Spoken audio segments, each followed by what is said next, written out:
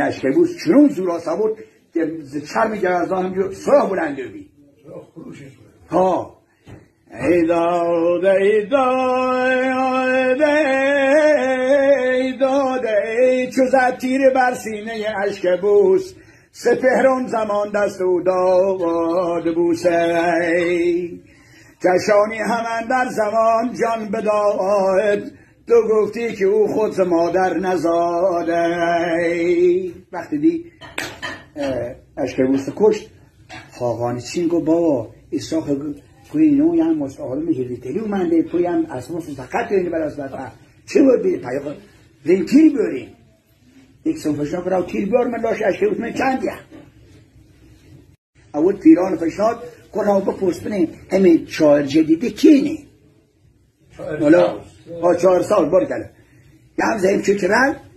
خوره نابنیر درویشی رد آقامو درویش هم چی دانست گو 4 سالزه کینه گو رستم گو بینم است گو بله زهیم چه رد رستم که یک کله همین سرز بید کله دیگه سرزوی هم شاکان نابی سرزوی بید 2 کله خونه کیری بکل با نمچه آقا هم چه رد دیرس اول خواست جی دوباره گفت بیت بینم گفت چه علیستان بلند خوشم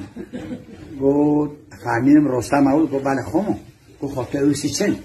گفت سیچن گفت خواهم مثلا امجور سال کنم گفت معاوم هرچی که اینو خوابان و شنگل و همه کشم زده اول هم با پیران میری نمچی میری هومان بیسر تا هومان بیسر خون جنگ کرد خون جنگ کرد که گرد خود عرم سرم او گفت خوابان گفت متخلق خوسته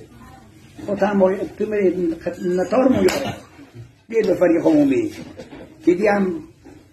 زیسون چنان بود چنان بخت توران برگشته بود که گرگین میلاد 2 تن کشته بود خشخارو هم توش 2 نفر کشت اینجور الیکی ها او خطاسه فقط از اون موسره